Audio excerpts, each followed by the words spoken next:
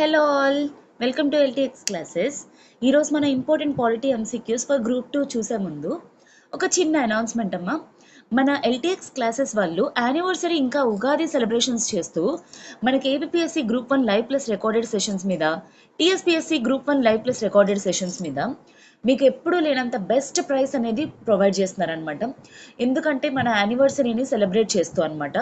So actually మీకు 45,000 rupees worth course అనేది 35,000 రూపీస్కే ప్రొవైడ్ చేస్తున్నారు. అండ్ మీ కొత్త బ్యాచెస్ అనేవి 1st ఏప్రిల్ నుండి స్టార్ట్ అవుతున్నాయి. అండ్ మీకు అందరికీ కూడా తెలిసిందే, ఈ గ్రూప్ 1 ఎగ్జామ్స్ అనేవి అటు ఏపీఎస్సీలో మెయిన్స్ ఉన్నాయి అండ్ టీఎస్పీఎస్సీలోని గ్రూప్ 1 క్యాన్సిల్ చేసి మళ్ళీ పెట్టడం అనేది జరుగుతుంది. So this is the perfect time. ఎవరైతే క్లాసెస్ స్టార్ట్ చేయాలనుకుంటున్నారో మీరు ఫాస్ట్గా స్టార్ట్ చేసి క్లియర్ కట్గా అన్ని కాంప్రహెన్సివ్గా నేర్చుకోండి, బాగా అటెంప్ట్ ఇవ్వగలరు. And definitely LTX classes taluka support అనేది మీరు ఎగ్జామ్ క్లియర్ చేసేంత వరకు కూడా మీకు ఉంటుంది. ఎందుకంటే మేము లైఫ్ టైం వ్యాలిడిటీ తోటి మీకు ఈ క్లాసెస్ అనేవి ప్రొవైడ్ చేయడం అనేది జరుగుతుంది. అయితే ఈ ఆఫర్ అనేది మీకు కేవలం 31st మార్చ్ వరకు మాత్రమే.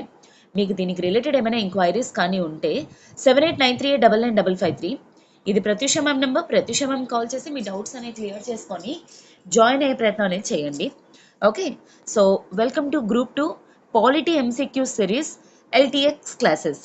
సో ఇప్పటి వరకు కూడా మనం ఏంటి, సిటిజన్షిప్ మీద, యూనియన్ టెరిటరీ మీద, ప్రియాంబుల్ మీద, ఫండమెంటల్ రైట్స్ మీద క్వశ్చన్స్ అనేవి చూసాం.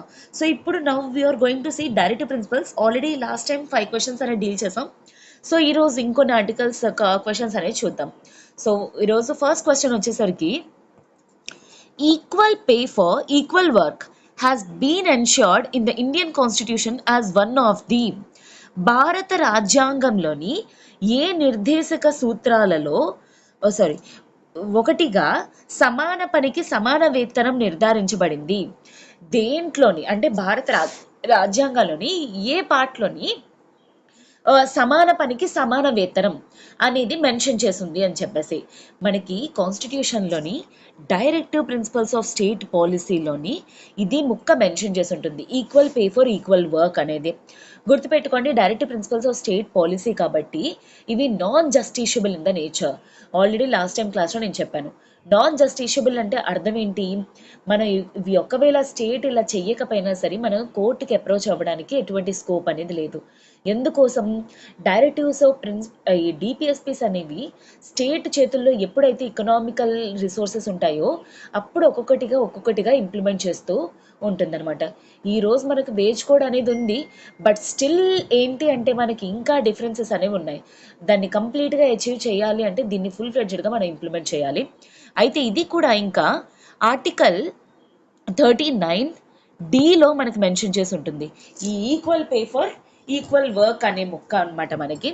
అది ఎగ్జామ్ పర్స్పెక్టివ్లో గుర్తుపెట్టుకోండి, ఓకేనా. సో ఆన్సర్ వచ్చేసరికి బి. అండ్ తెలుగులో వచ్చేసరికి ఆదేశిక నిర్దేశిక సూత్రాల్లో మనకి ఈ ముక్క మెన్షన్ చేసి ఉంటుంది.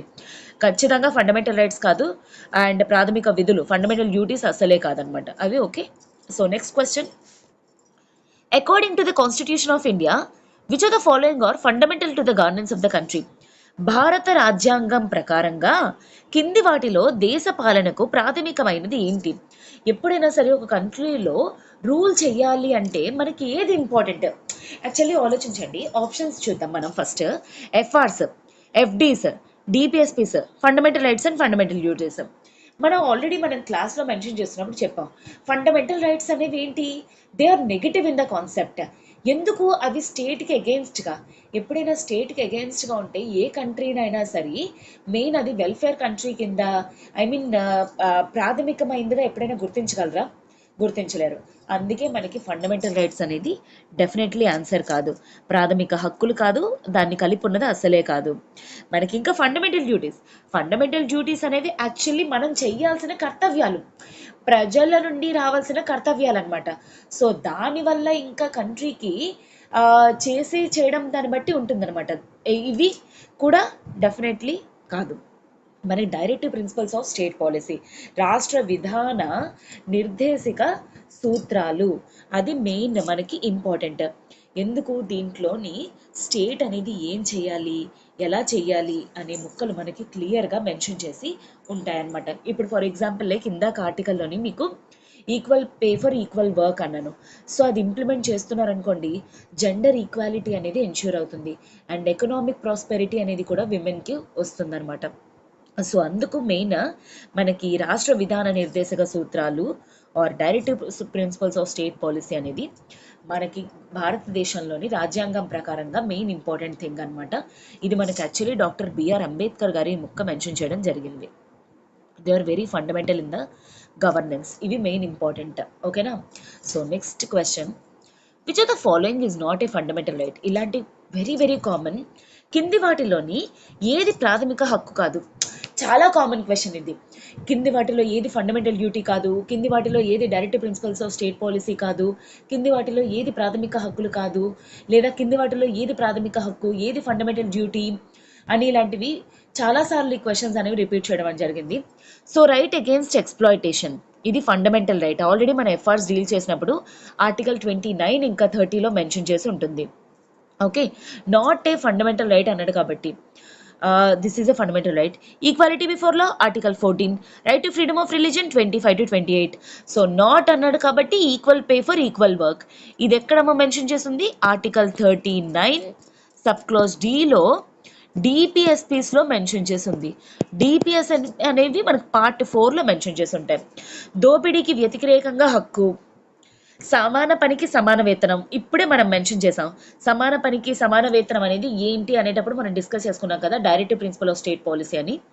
చట్టం ముందు సమానత్వం, మత స్వేచ్ఛ హక్కు, ఈ మూడు కూడా మనకు ప్రాథమిక హక్కులు. ఈ సమాన పనికి సమాన వేతనం అనేది మనకి ఏంటిది? ఆదేశిక నిర్దేశక సూత్రాలు. ఓకేనా?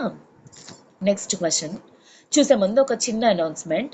మన ఎల్టీఎక్స్ క్లాసెస్ వాళ్ళు ఏపీపీఎస్సీ గ్రూప్ 2 పైన live plus recorded, TSPSC group 2 live plus recorded మీద యానివర్సరీ ఇంకా ఉగాదిని సెలబ్రేట్ చేస్తూ ఈ కోర్సెస్ మీద మీకు బెస్ట్ ప్రైస్ అనేది ప్రొవైడ్ చేస్తున్నారనమాట. యూజువలీ 20,000 రూపీస్ వర్త్ కోర్స్ అనేది మీకు 15,000 రూపీస్కి వస్తుంది. ఫ్లాట్ 5,000 ఆఫ్ అనేది ప్రొవైడ్ చేస్తున్నారు. ఈ ఆఫర్ అనేది మీకు 31st మార్చ్ వరకు మాత్రమే ఉండబోతుంది. అండ్ ఇంకొకటి ఏంటంటే నెలకి 5,000 రూపాయలు చొప్పున కూడా పే చేసుకుంటూ కూడా మీరు ఈ 15,000ను కూడా క్లియర్ చేయొచ్చు అనమాట. అంటే ఫస్ట్ 5,000 కట్టేసి మీరు వెంటనే జాయిన్ అయిపోవచ్చు క్లాసెస్కి. అన్ని క్లాసెస్కి కూడా మీరు అటెండ్ అవ్వచ్చు అనమాట. మీకు ఏమైనా డౌట్స్ కానీ ఉంటే 7893899553 ఇది ప్రత్యూష మ్యామ్ కాల్ చేయండి. Pratyusha ma'am number. She will clear your all doubts. మీ డౌట్స్ అన్నీ కూడా ఆమె క్లియర్ చేస్తారు. అండ్ ఈ కోర్స్ అనేది కూడా మీకు లైఫ్ టైం వ్యాలిడిటీ తోటి రాబోతుంది. కొత్త బ్యాచెస్ అనేవి ఎలా స్టార్ట్ అవుతున్నాయి, సో అందుకే త్వరగా జాయిన్ అయ్యే ప్రయత్నం అనేది చేయండి. నోటిఫికేషన్ వచ్చినంత వరకు వెయిట్ చేయడం అనేది it is very very foolish decision, అది మాత్రం గుర్తుపెట్టుకోండి. ఓకేనా?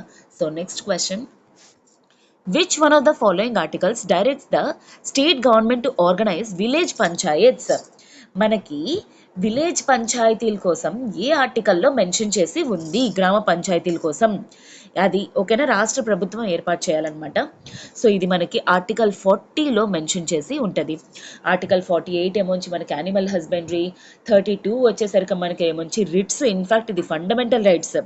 48 వచ్చేసరికి యానిమల్ హస్బెండరీ, 51 వచ్చేసరికి మనకి ఇంటర్నేషనల్ పీస్ అండ్ సెక్యూరిటీ అనమాట. సో ఇది రిట్ పవర్ అమ్మ. ఆర్టికల్ 40 వచ్చేసరికి మనకి విలేజ్ పంచాయత్స్ కోసం. దీన్ని బేస్ చేసుకొనే మనకి 73 ఇంకా 74 కాన్స్టిట్యూషనల్ అమెండ్మెంట్ యాక్ట్స్, రాజ్యాంగ సవరణ చట్టాలు మనకి పాస్ చేయడం అనేది జరిగింది. కాన్స్టిట్యూషనల్ అమెండ్మెంట్ యాక్ట్స్ 1992, 1993లోని ఇవి 73rd, 74th constitutional amendment acts ద్వారా మనకి విలేజ్ పంచాయతీస్ ఇంకా మున్సిపాలిటీస్ అనేవి మన దేశంలోని స్టార్ట్ చేయడం జరిగిందనమాట. ఇది వెరీ వెరీ ఇంపార్టెంట్ అండ్ ఇది గాంధీయన్ ప్రిన్సిపల్లోకి వస్తుంది. ఇలాంటి టైప్ ఆఫ్ క్వశ్చన్స్ కూడా మనకి వెరీ వెరీ కామన్. గాంధీయన్లో వస్తుందా, సోషలిస్టిక్లో వస్తుందా, లిబరల్ ఇంటెలెక్చువల్లో వస్తుందా అనేది. సో ఆర్టికల్ 40 అనేది విలేజ్ పంచాయతీల కోసం, అది గాంధీయన్ ప్రిన్సిపల్. ఓకేనా? So next question, the Indian constitution borrowed the DPSP's concept from the constitution of which of the following countries? భారత రాజ్యాంగం కింది ఏ దేశానికి చెందిన రాజ్యాంగం నుండి రాష్ట్ర విధానం యొక్క ఆదేశిక సూత్రాలను స్వీకరించింది? This is asked in 2017. 2017లోని ఏపీపీఎస్సీ గ్రూప్ 2లో ఈ క్వశ్చన్ అనేది అడగడం జరిగింది. So it is nothing but Ireland అనమాట. ఐర్లాండ్ నుండి మన ఈ కాన్సెప్ట్ అనేది తీసుకోవడం జరిగింది. Okay, so for the first time global లెవెల్లోని స్పెయిన్లో డిపిఎస్పీస్ కాన్సెప్ట్ అనేది స్టార్ట్ అయింది. ఈ స్పెయిన్ నుండి ఐర్లాండ్ తీసుకుంది. ఐర్లాండ్ కాన్స్టిట్యూషన్ తాలూకా 45 ఆర్టికల్ నుండి మన ఇండియన్ గవర్నమెంట్, మన ఇండియన్ కాన్స్టిట్యూషన్ ఈ డిపిఎస్పిస్ అనే కాన్సెప్ట్ అనేది తీసుకోవడం జరిగింది. ఓకేనా? So this is for today. And మన పాలిటీ మీరు ఇంతే కాంప్రహెన్సివ్గా ప్రతి ఒక్కటి కూడా ఇన్ డీటెయిల్గా నేర్చుకోవాలి, ఏ క్వశ్చన్ వచ్చినా ఆన్సర్ చేసే విధంగా రెడీగా ఉండాలి అనుకుంటే మీకు ఏపీఎస్సి గ్రూప్ 2, ఇంకా TSPSC group 2, APSC group 1, TSPSC group 1, మనకేంటి అంటే పాలిటీ అనేది కవర్ చేసేది నేనే.